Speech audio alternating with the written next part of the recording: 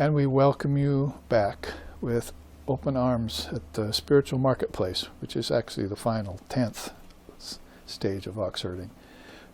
But we have, in the first half, in an hour and a half, gone through this language lesson, they're calling it, all the correlations between some of the basic problems and some of the early teachings and some of the higher teachings, all mixed in here, in both Zen and Advaita Vedanta, using Japanese and Sanskrit. So we have digested that, or at least we've heard it, and we can digest it, and we'll leave it open to, like discussions we had here at the break when we were having some prasad fruit just now, about the going beyond tolerance and getting to this level of mutual understanding, because we're living in a world that has different races, different religions, and different levels of mind. When you get to the different levels of mind and so forth, that's where harmony becomes more possible than just at the commonplace level where people are seeing differences. So seeing the sameness in everything is philosophically is what this is about. And I wanted to mention here, as we passed, I missed one thing in this chart, and it really helps to actually to bring it up, is that when we were looking at ordinary everyman's consciousness, you could see there,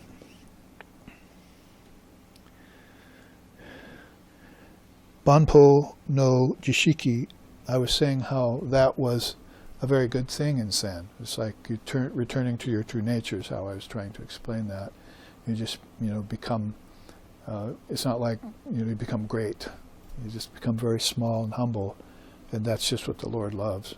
And so you can reach more people, and you act as, if there's like Sri Ramakrishna even said, Mother, take this light away from me, because people couldn't understand him or get close to him. And he said, just take it inside where it belongs. So he didn't want his light to shine out, like some of the lyrics of the songs in the 60s, oh, shine your light and all that. Well, in this case, with spiritual light as broad and as vast as his, then, people couldn't even get near you. Give them a pair of sunglasses, as they say, so they can even see that light. So in that way, he said, Mother, take this all in. And then just certain people would come to him at that point who were really sincere. So it was kind of a natural filter against mystery mongers or sensation seekers, which is one of these Zen sicknesses that we're going to segue into right now. I'll take you through this quick, but we'll look at the Zen side of it and then look at the Atmic line taming. But right now I'm choosing these teachings that pair them off against each other so we can see the differences and similarities. The differences being accents, not any difference at all, I think, in my study. The differences mean accents that certain religions put on teachings for their followers in that particular tradition. So back here, when you say every man's consciousness across the board, I didn't get to it, was called Vyavaharika, which of course is the opposite of that. What I meant to say there was that Vyavaharika is just attachment to empirical life, empiricism and conventional life, and so that's not what is really meant by every man's consciousness. It's actually what you want to avoid in order to get to every man's consciousness. So that needs a little bit further explanation. Couldn't find a word that I hadn't already used, like sahaja, to explain this natural state of samadhi that comes upon a practitioner who reaches the stage of an adept beyond the intermediate and beginner stages. So I put Vyavaharika in there to indicate what they mean by every man's consciousness, is that you're not caught in convention anymore and worldliness, as Sri Ramakrishna called it. And therefore, that's something to take note of and be free of, Vyavaharika. And what you'd want was samarthika. The opposite of Vyavaharika is samarthika. It's just, this is the higher, this beyond relativity. Every time you hear those words that start with sama, you know that that's a very positive thing and very spiritual in nature. So good that we could mention this once more and and bring it to a close. And then let's look at these kinds of Zen sickness, because they too have correlations into the practice of whatever you want to call it. Hinduism in America, yoga, Vedanta now is becoming a little bit more known, and of course Buddhism itself, which has its Tibetan and its Zen and Dzogchen now, Chinese. All of these are beginning to come forward, have come forward sometimes, have had their day, like Tibetan for a while, but they continue to find expressions in the Americans who are starting organizations and teaching those teachings, and some of the Americans even becoming Rinpoches and Tulkus and so forth. So in that way, like Americans becoming Swamis in our tradition, in our order, that's a very good thing that this is carried on. But it has its first wave and then backs off, leaves a few of those dedicated souls that stuck to it, like we did with Vedanta back in the 70s when we first heard it, some of us in our 20s. And basically behind it all is this yearning for freedom and, avoiding pathways that are masquerading, telling you you can get this if you do this. Sort of like selling snake oil back in the Old West. This will cure everything. And people are buying into it and buying it. So you want to be careful of that, those kind of zembyo, or moyoi they call it, these kinds of sicknesses. So let's look at that really quickly. Avoiding errors on the Dharmic pathway is what you could say as a definition for that word. The goal of Zen is Bussho, consciously living in one's immanent nature, which is devoid of mass, beyond individuality and personality, and outside the realm of imagination, synonymous with shunyata. So shunyata in the Madhyamaka, Nagarjuna, all the middle era of those 52 generations that happened, in India and China, shunyata became the main word to describe emptiness. And there were one or two Buddhist schools, we won't name them right now, but they actually got misled by a misunderstanding of shunyata.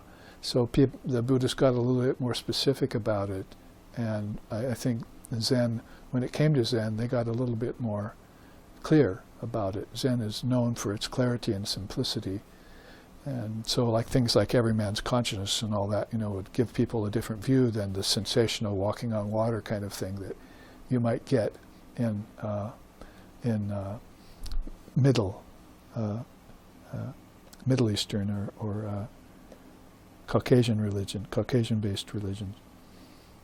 The Asians coming forth with a lot of this, and like I say, even saying, yeah, we have sickness here in religion. It's like Swami Vivekananda was saying that, and Sri Krishna was saying it in the Gita too. These dharmas rise and they fall from age to age. And so he knows this already. So if he, like Lord Buddha, took a body, he'll look at the age and say, oh, I see where they're at right now. And that happened with Swami Vivekananda when he came here. He saw where India was, which wasn't in a good place. He saw where the West was, which was also not in a good place with its materialism.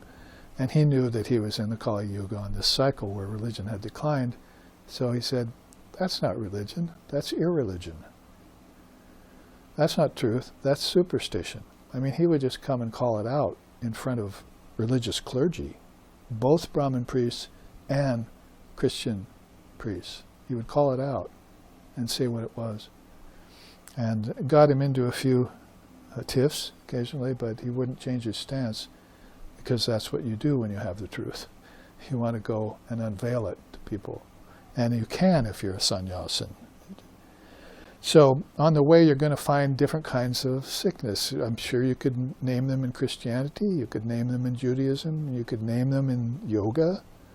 And Zen is naming them as these. 5 types: Banpo, Gedo, Shoujo, Daijo, and Saijojo. The first we said on this chart, an unenlightened person practicing Zen for bodily and mental health. Gedo Zen, the outside way, where you mix Zen with teachings from other traditions.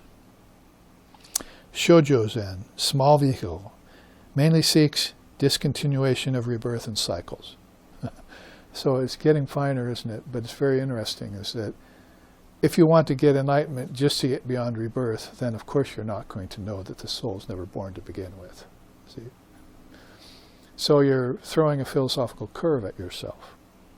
And maybe the tradition isn't helping you see that either, depending on what teacher you've taken, you see. So you want to stay with one good, authentic teacher till you understand that you're not just here to get beyond rebirth because you were never born. I mean, we could sing it to you Advaita Vedanta way if you like. Aham nirvikalpo nirakara rupo vibhutvacha sarvatra sarvendriyanam nacha sangatam naiva muktir nameya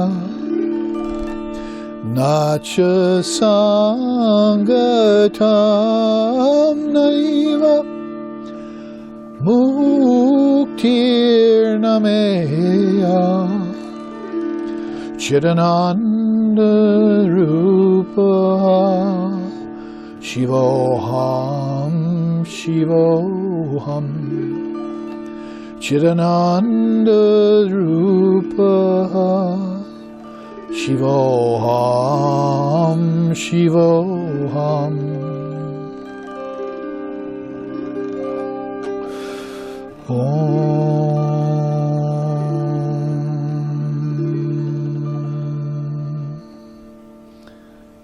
So I have no form, I have no longing, I have no fancy. Vivekananda's own translation here of Shankara's Stotram. The all-pervading am I. Everywhere I exist, yet I am beyond the senses. Neither salvation am I, nor anything that can be known. I am pure consciousness and bliss. I am Shiva. I am Shiva. Sounds like the way Avadhut concluded his verses too, doesn't it? And pure consciousness and pure bliss. But of course, pertinent to what we were just saying about this particular Zen sickness that they list here, Shoujo Zen, about ever thinking you were born in the first place and you're trying to get off the rebirth cycle. It's not going to be as effective as if you have this truth of non-duality that we would call in Advaita Vedanta, or knowledge that your oxen never left home in the first place. You know, you put it in simple terms, or you can put it in philosophical terms.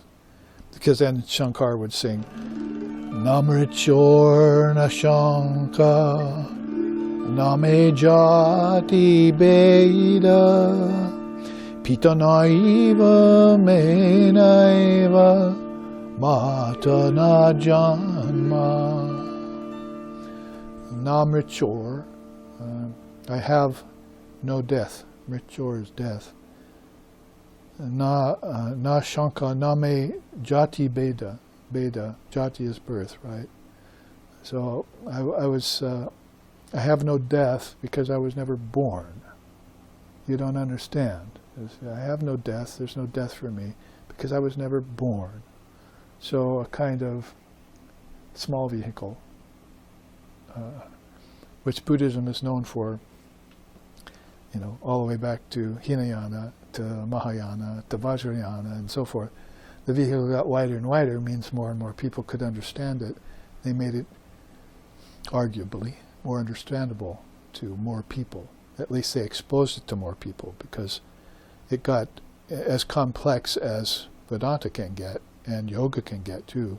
Yoga is one of the more complex darshanas of India, I think.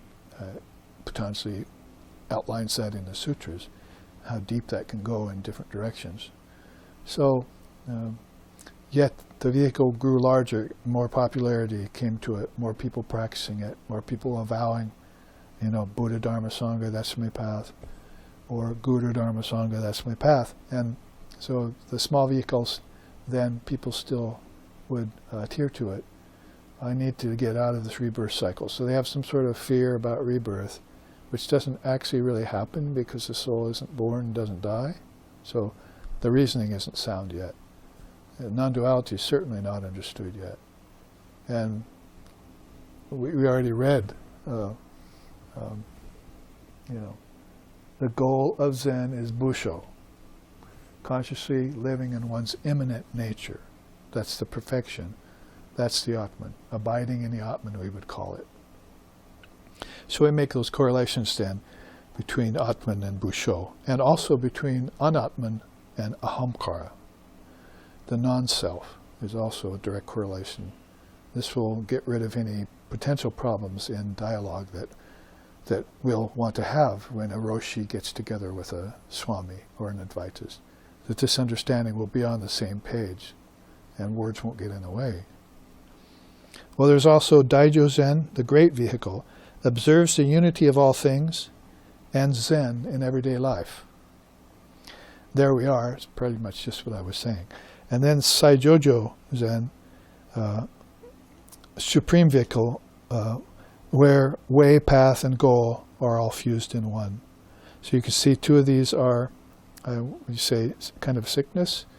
One of them is a small vehicle, and the other two are more to the point. Amongst these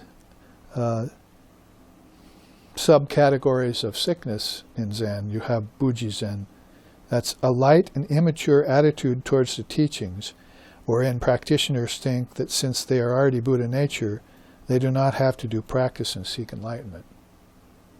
I've had people in this room within the last 6 months who have that sickness. Then there's Yako Zen, wild fox Zen, inflicting those who pretend to be enlightened but really only mouth the teachings, having no deep or true realization of the Dharma whatsoever. You know how deep the Dharma goes if you've been with SRV for the 30 years since its inception, if you want to call it that, and how it connects back to great teachers like the disciples of Holy Mother, my teacher Swami Sheshananda, like Sixen's teacher Swami Nikhilananda, how deep the Dharma goes and how far back the tradition goes, and to what great, and they call it 3 pillars of Zen here, and we would call it the 3 pillars of Sharada, Ramakrishna, and Vivekananda in India, because that same being who is Rama and Krishna has now come again, as Vivekananda said, in the form of Ramakrishna. So we see how long-lived this is, and there's not going to be any wild foxes in those stables. It's bad for the chickens. Hassan, we talked about on this chart, interruption of Zen practice by an enlightened experience. Celebrated but not stressed, that keeps the aspirant from gaining many more and higher profound experiences. So you want to note these things in your growth. It's sort of like Holy Mother saying, it's vanity to judge your spiritual growth. You should just do the practice and commune with your Guru and make the progress, that's all. A lot of these things that you'll come upon that could be sicknesses or could be back to the problem of distractions will simply not come up in you if you can just follow the tradition that way, as said in, that's back to Buji Zen, where you think you're already perfect, so you're going to have some sort of arrogance about learning it from anyone. Americans have that as a sickness for sure, and not only in their religious life, but in their politics, the way they treat the world. Zenbyo is Zen sickness itself, which make up the host of distracting thoughts, feelings, emotions, sensations, appearances, broodings that arise during the course of a student's practice of Zen. We had that already down here when we said Zenbyo, right? I mean, people just pretty much getting up every day to complain. First about their own problems, how sick they are, how many distractions are in their life, what the politicians are doing wrong, and various injustices that are going in the world, and pandemics that are happening to them, everything but God. So, how is God going to make it through all that to you if you're never going to even bring him into the occasion, him, her, it?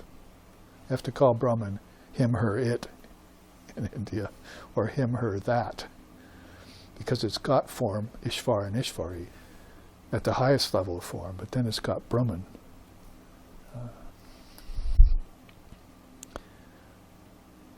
Not hanging out on these very long, they're probably obvious to everyone in the room, but it's good to cite them, that particularly along the angle of them bringing them forward, is that if you've got a sickness, admit it, and get over it, note it, and warn against it. Zen is very clear about that. Bono is another one. Worldliness, sensuality, passions, longings, suffering, and misery, all rising from a false view of the world. It's a good one.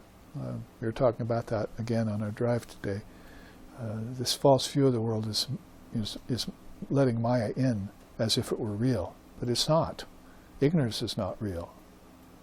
Pramadina na sandeyaha kim karashyami vrittiman, Yavatut says. Ignorance is not real, so how can it cause you any real doubt? See? How can you let something unreal cause you real suffering, when suffering's not real to begin with? And it wouldn't have been there if you had have disallowed this false view.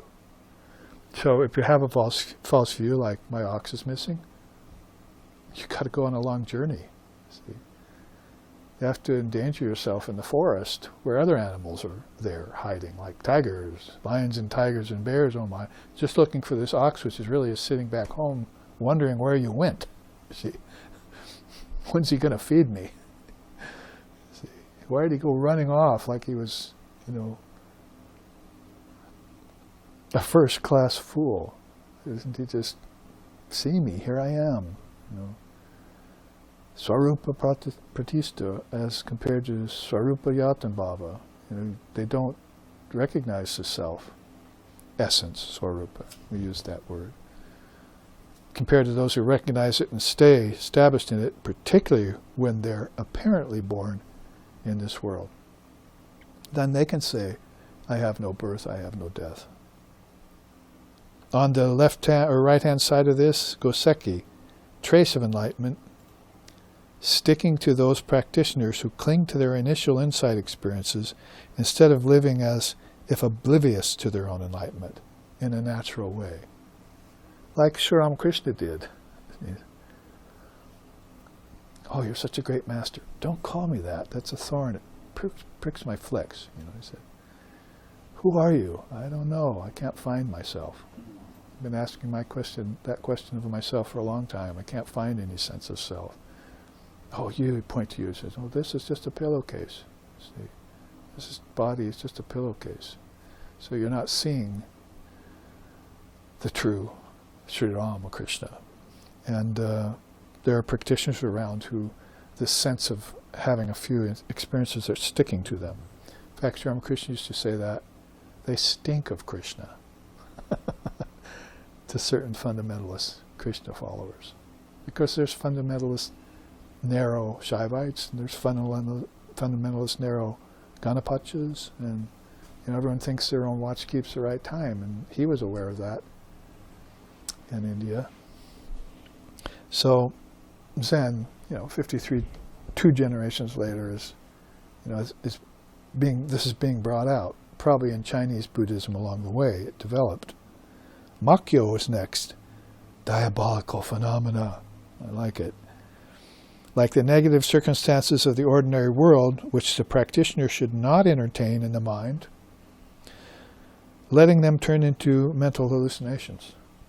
See? So pretty soon it doesn't connect with the false view of the world back here when you have Bono, you see. So they're really being specific. Some of these things almost sound like each other, but there's subtle differences they want you to know in Zen practice, so you can avoid those sicknesses. They're mental sicknesses. They could probably lead to physical ones if you let them get out of hand, but there's an example of it right there. Do not entertain these things in your mind. They think about Brahman alone. They keep their thoughts on reality alone. The Upanishads say about the secret of these great souls. So see that. Wow, that's their secret. Get up every morning and see what the media's got to say next. getting sucked into your computers, and now they're in your hand, and you can't take your gaze off of them. What's that on your cell phone? I'm reading the Advaita Stotra. Oh, very good. That's a good way to use technology. And this is the most well-known of Zen sicknesses, kato. Thicket of creeping vines. Meaning, falling victim to hearing too many words while failing to take the essence from them. So, I use too many words, probably. I hope you're taking the essence from them. But I try and cut off the head and the tail, and I warn you away from certain things that the traditions tell you are distractions. And this is called Dharma practice, and hearing the truth and the truth setting you free. So that's a different thing than just sitting and, as Sri Ramakrishna said, feeding pigeons and the corn and peas just stick in their craw. They never go down to the stomach, get digested. So a teacher who's a superior teacher will make you sit and listen and take these and digest them and repeat them, like the Gospel of Sri Ramakrishna does. Repeats so many of these things so many times that pretty soon you know what the 6 passions are, and that they're your enemies. And you know what the 8 fetters are, and you know what the 8 limbs of yoga are. And you know that Buddha was a Hindu man. And on like this. You put it together in practice, and this helps. This gives you insight. Words, the deeper meaning of words begin to suggest themselves to you, and causes smriti, rupena samstita. Now I can get established in the meaning of words at a higher level, whereas everyone else is still there, the ocean of relativity, bantering about words on the surface level, and extracting no essence from them. It's obvious. The Dharma becomes very important. So down there is the thicket of creeping vines. Might as well just say Maya, Mayoi. It's almost the same in Japanese. So basically this thicket of creeping vines is Maya, getting to everyone's sensibilities and influencing them. Back to this. So Vyavaharika becomes, the problem. And ordinary, humble, peaceful, equanimous consciousness gets to go by, gets to pass. See, it's like if Christ told you to get thee behind me, and you put the wrong things behind you, like your ox. See, no, not that. Keep that in front. So someone has to come along and tell you, keep that. Pan this.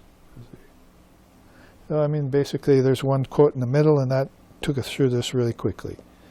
The sun shines by day, the moon by night. The warrior is resplendent in armor, and the Brahmin radiant in meditation. But Buddha, the awakened one, illumines both day and night by the splendor of his wisdom. So that's from the Dhammapada, Buddha's own words. The Arhats heard him say that when he was alive.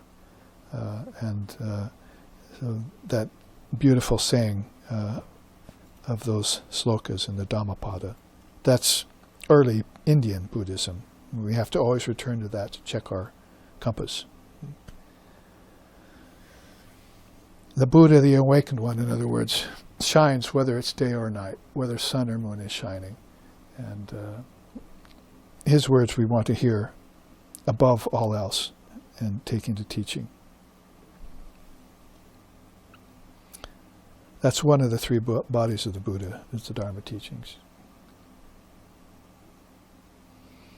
All right, so now let's just move on, which means that I'd like to show you another of one of the charts out of the comparison portion of what we want to take up. That's pretty much going to take up today's class. Next week we'll look at the Zen ox herding as compared to the 9 steps of awakening in Vedanta, you might say. So 10 against 9. We'll see how the ox herders are faring against the lion tamers, and what the score is, and how it penetrates through to us. So with this,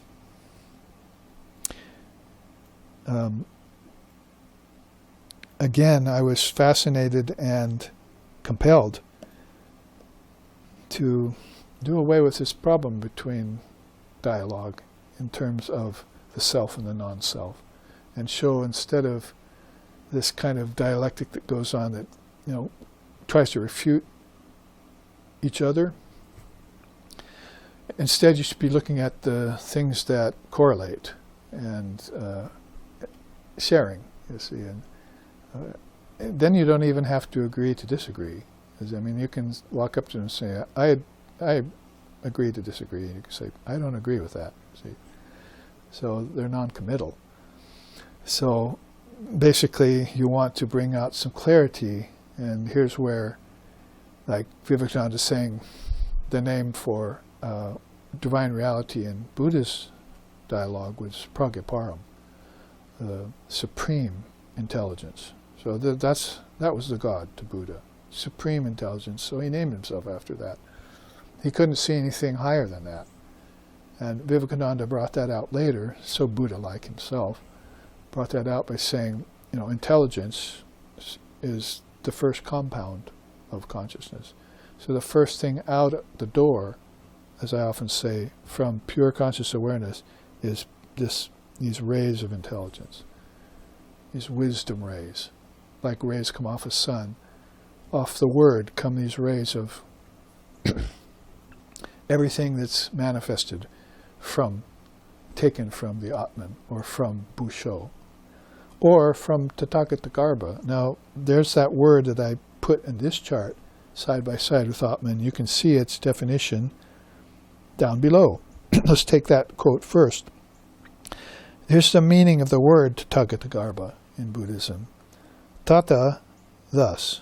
Gata, the goal, beyond coming and going. Garba, the root essence. Like almost a mass of, an indeterminable mass of pure conscious awareness. There's no boundaries or borders to it.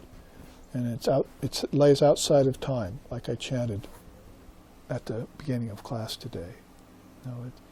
It's Brahman, is all pervasive and inclusive at the same time. So here's the quote. Tathagata Garba is not I or me, is stationary and immovable, though appearing and vanishing, transcends the human condition, is what really is, suchness, and is the ultimate goal. That's how you would hear it from Zen. Or probably from earlier teachers of Buddhism too, in China. So it really sounds like, as far as we can tell with words, our description of Atman.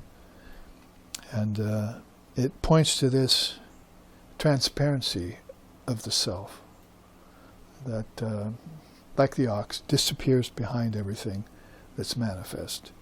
And nature would be that at the individual and collective level of consciousness. Nature allures and hypnotizes all beings. Like Sri Ramakrishna saying, good God blog there too. Sri Ramakrishna says, everyone comes to the garden and admires it, but nobody goes to seek out the gardener. So that's what nature, he's talking about nature. Everybody's, oh, look at this, lakes, rivers, streams, mountains, resources, whatever it is that people go towards in nature immediately causes them to forget what's behind nature. The transparent self, Bussho, Atman, Tathagata, Pragyaparam. And there's Lord Buddha's saying there, the actions of an arhat are without trace, they're trackless, like birds flying through the sky. So we saw that used later in Zen, we saw that earlier in Sri Ramakrishna, used that same metaphor. Birds fly through the air but leave no trace. An arhat, by the way, was the name for an illumined soul in Buddha's time. Later on, you had the Bodhisattva thing come up, particularly around Tibetan Buddhism, I think. But Arhat, there were supposed to be some 500 of those after Lord Buddha passed away. And Dhammapada, they had to get together. This is what is said about it. They had to get together and try and remember what Lord Buddha said by words that had been left behind. So it's like Swamiji, everyone's there like a stenographer down and take everything he said. You see, when he came to the West, wow, we got the complete works from that. The living Buddha was there among us, telling us everything we needed to know, soup to nuts, about spirituality, basically, focused around Vedanta particularly. But it was not that way with Buddha's time, so they had to sit around, meditate, these 500 arhats, and that's how the Dhammapada got congealed, evidently, so that we knew what Lord Buddha said. And so one of the sayings is like that. He's talking about arhat. And remember, one of the drawbacks, they say, I don't know if it really is myself, is that you couldn't be an arhat or a Buddhist if you weren't a monk. That was the problem. That's why they call it the lesser vehicle, or the narrow vehicle, they call it sometimes. So it wasn't given out to the householders. It just, it wasn't thought that they could benefit by it, or even give time to it, which is probably true. I mean, it's somewhat true today, isn't it? When you get these high teachings, how much time can you give to them? Is kind of and how deep is your desire to get free from form?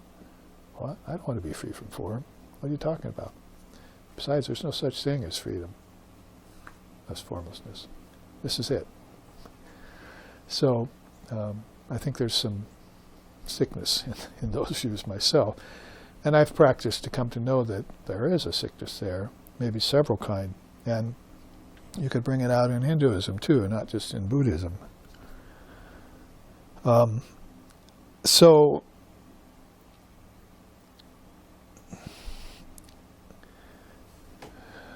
dealing with this word self then, I looked into some of the scriptures, both out of Hinayana and Madhyamaka, and then with Atman and with Vedanta, looked into it. You can see them sprinkled around the branches of these trees here on the right-hand side of the chart for you, or left-hand side of the chart.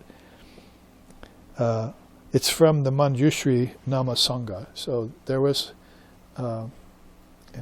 Buddhism is so known for formlessness, and Zen kind of concentrates on that, accents that. But there were a lot of playfulness in Buddhist philosophy in lots of different schools. Of course, we know that even in Zen.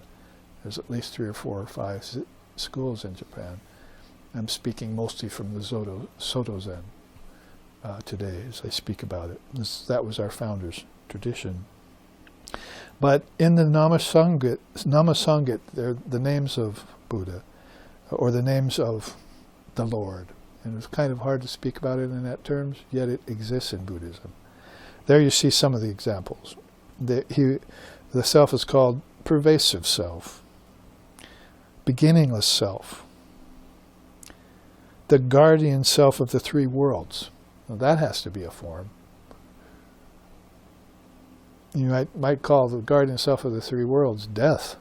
Dharma Raja, is looking on to the 3 worlds and how people's, go between forms, human, ancestor, animal, all that kind of thing. But then comes to the 4th level and, Dharma Raja disappears. Well, it's beyond my pay grade, he says. Talk to Mother about the heart chakra. I don't go there. I'm just going to keep my eye fixed here. This is my place as one of the gods, called Yama, to watch these 3 worlds and usher people from one place to another. That's even sometimes in common movies you'll see nowadays and so forth. Oh, death is just a transition. Like I saw one time, somebody was playing with the tarot cards and draws the card death, you see. And the person goes, and the tarot card reader says, oh, that's no problem, that's just transition. The next card is a chipmunk, and he goes, oh boy, oh that's a problem, you see. That's funny that it's even gotten into the common element of thinking of people. So, what's sour becomes sweet kind of teaching in the Gita. But just mentioning the guardian self of the three worlds, that's in the Manjushri Namasangit. So they are thinking about Buddha in terms of forms, gods, and so forth. Buddha talked about the different gods. And he also quoted out the Upanishads. It's also the self of primordial purity. These are good English translations I found for these names in the Pali. The Supreme Self, of course, is there. The Buddha Self is there. Once Lord Buddha said, there are two selves here, the small self and the great self. So, that's listed a sloka in the Dhammapada. He actually said that. So, he wasn't averse to using that kind of verbiage or teaching. Of course, one of the most famous is right there in the middle, the Diamond Self. And you go into the Diamond Sutra and Pragyaparamita Sutra, and that's beautiful teaching. That's what Buddhist non-dualists live on. It doesn't matter whether it's Tibetan or Zen, that sutra is the thing for them. They cut their teeth on that for non-duality. That and one other. In fact, that's called the father of Buddhism. And the other teaching they go to is called the mother. So they have these very powerful scriptures that are, again, like ours, Avadhuta Gita, Ashtavaka Samhita, Upanishads, Brahma Sutras, and we have these very special non-dual scriptures in our tradition that, again, cut our teeth on the higher levels of consciousness. There's the self that is the source of all. I even chanted that in the Svetashvatara Upanishad when we started class this afternoon. Meditate upon the Lord as your own self, seated in your own heart. How about that for a start? And to cut away everything else. Cut away ancestors, cut away conventional religion, cut away philosophy, and just get right to the fact of the matter. Oh, he's telling me to meditate on my own self, seated in my own heart, as the Lord. That's the poignant part, right? As the Lord. Anyone can sit down and meditate upon their own self, but as the Lord, who's going to do that? Who's going to have the tenacity or the temerity, actually, to call himself the Lord? I am that. The great Mahavakyas. Only someone who's seen that and knows it, like the Buddha. So also call it the self of substance and the wholly immovable self. Also the single self and also the self of thusness. These are all explanations for the self that I found. And the combination of the Sangit and in Hinayana, Manayama, and Mahayana, and in Advaita Vedanta.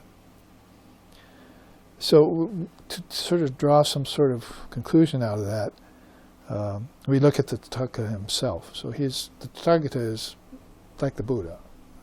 That's the word that they'll give to him. So there he is teaching his students, a very good image for this. And what are the subtle indications? It's like if we were trying to look at what made Jivan Mukta, and we'd probably look at Shankara and read his characteristics.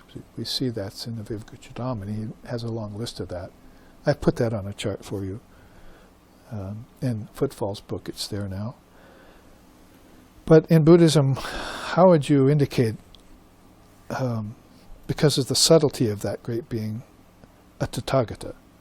So number one point there is no foundation for an individual self there. The only, again, look at Sri Ramakrishna, who are you? I don't know. I'm not even going to think about a self because it just doesn't compute to me. Selfless. That's a good word, in virtue, to be selfless. I was reading Swami Vivekananda just the other day and he said, selflessness is God. No, wait, I'm sorry. Unselfishness is God. That's what I meant to say. So, unselfishness is God was a three-word English mantra. That's how he put it. So unselflessness, some unselfishness. It translates perfectly. So that's where you would see this light of Brahman shining through most apparently, even off their pores, as they said, the Noble Eight, who are the fathers of those arhats we're talking about, saw that light coming off of Buddha. And they saw it off of Christ, and Holy Mother used to see it off of Sri Ramakrishna. A second point is free of conditioned phenomena. So we already said that just a few minutes ago, really. Well, you just get sucked into nature and everything that goes on there. And nature is, is the kind of the cosmic side of it. But people are the individualized or personalized side of it. So you've got these two things, the antics of people, the actions of people. I think antics is usually a better word. But the actions of people and the phenomena of nature. You're caught between these two. And you're going like this, and that's a tennis game at first, but pretty soon, it's a ping pong match between professionals. You can't make your mind single-pointed in that. You're going to have to practice the yoga of transcendence, or detachment, or witness consciousness, or ways in which Zen and Advaita have told you, like we saw some of them here on this chart. So, free of conditioned phenomena is a tall order for people. Conditioned phenomena is just a mass of distractions. It's like, that's where Mayoi comes from, see. It's by people not focusing on the single truth and the single Ishtam and the Dharma that reveals it, and concentrating itself on Vyavaharika, or worldliness, relativity, and even lower knowledge, devoid of higher knowledge. Knowledge becomes a danger to you, Krishna says in the Gita, if it doesn't lead to truth.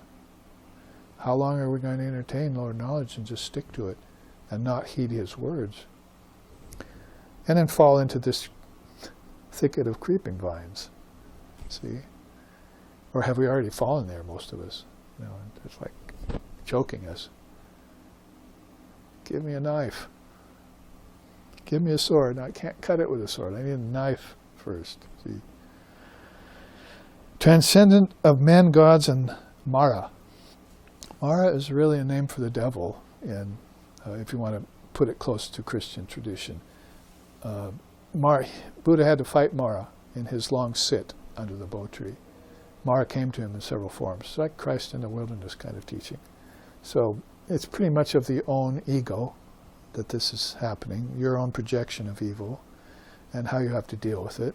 Dark night of the soul is called also, that God seems to abandon you, and you've just got this very difficult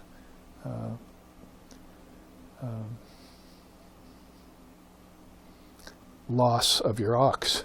You see, maybe not just the loss of your ox, never thinking you'll ever find it again. It's gone forever. And of course it's still right there, probably trying to signal you somehow. So, transcendent of man, gods, that's why I just brought up nature on one side as a phenomena at a cosmic level, and people at the individual and collective level are these two vice ends that are, squeezing people. And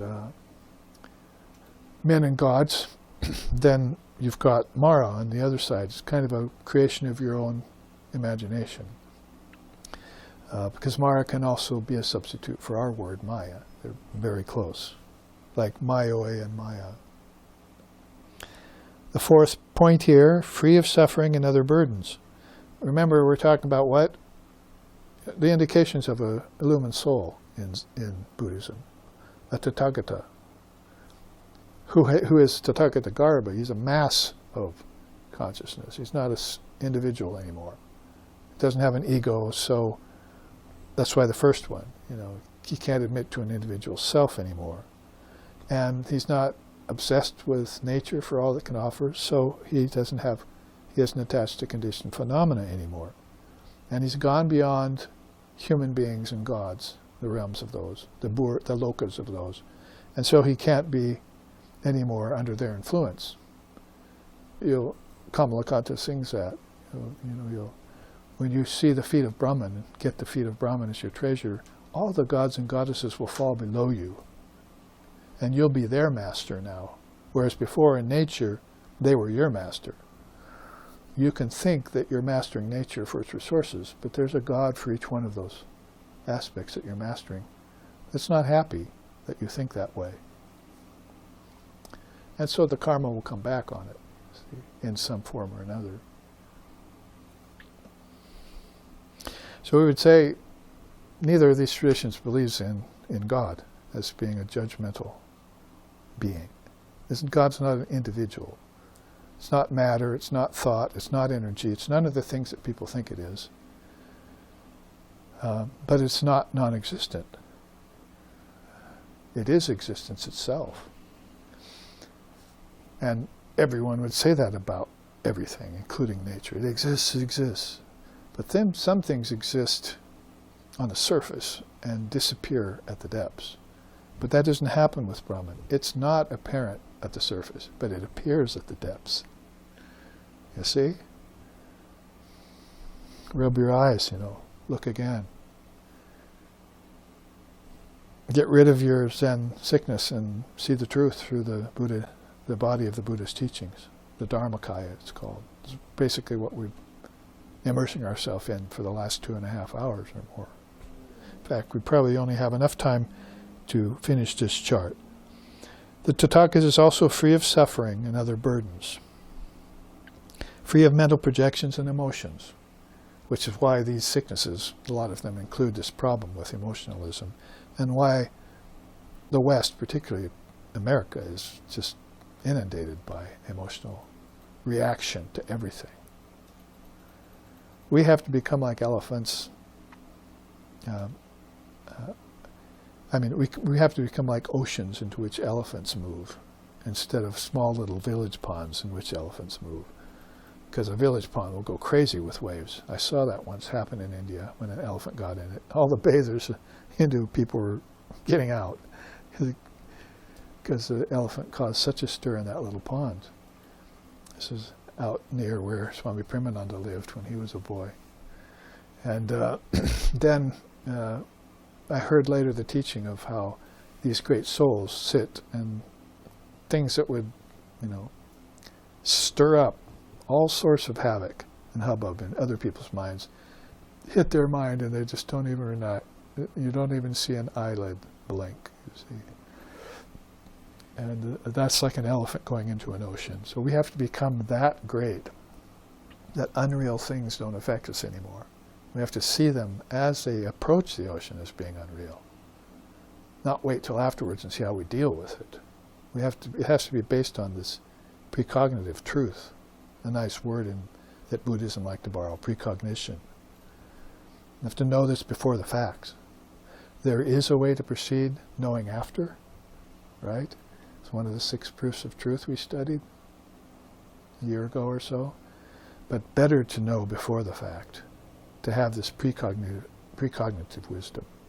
Pragya. Pragyaparam. Finally, we have abandoning the 5 skandhas. And these are, of course, takes us into a whole different chart, which I didn't bring with me. But you don't want things like hatred and aversion and greed and those things mucking up the already muddy waters, you see. It's like you have muddy waters, then you have green scum. So you've got officer pond scum twice, you see. Twice over. How are you going to see through that? There's the beautiful quotes that I found for this chart. Samantra Bhadra, the all-creative King Tantra scripture, this great expression of the Buddha, said, "The root of all beings is nothing else but one self. I am that place in which existence resides." About face, right? You just tell the whole army about face. And it walks away and leaves you alone with this realization that existence has not come out of, I have not come out of existence. I am the place in which existence exists,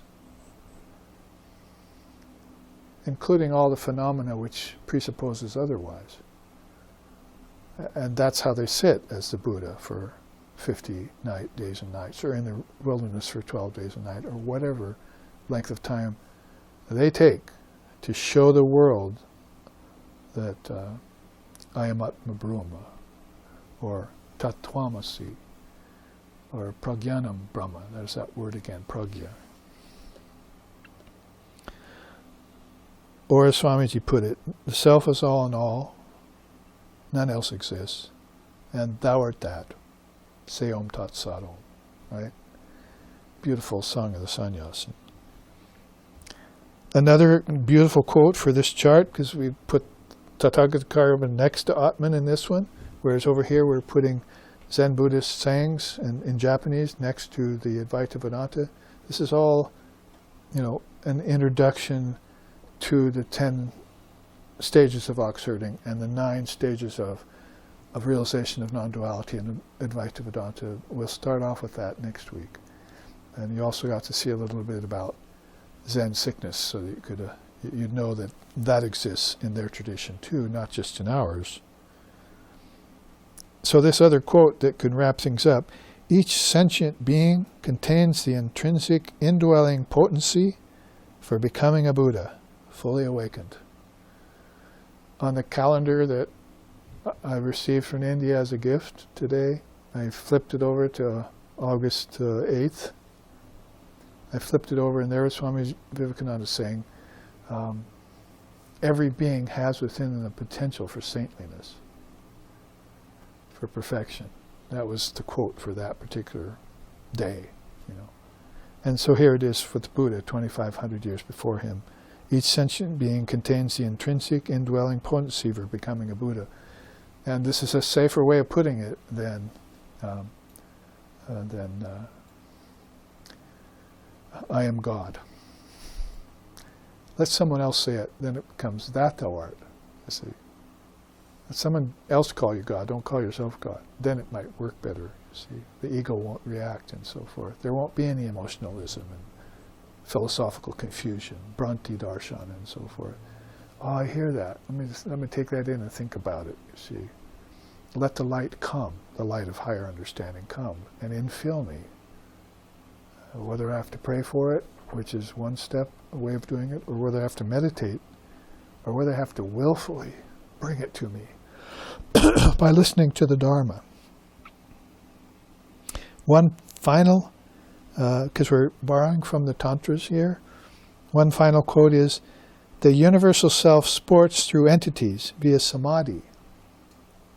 It performs deeds and works while stationed at one immovable post. The Guhya Samaja Tantra says that. So, you might say those tantras contained within them, they're very ancient too, contained within them everything that the Buddha was going to teach in the future, because Tantra and Buddhism made a very fine hybrid together. Like yoga and Tantra also makes a good hybrid.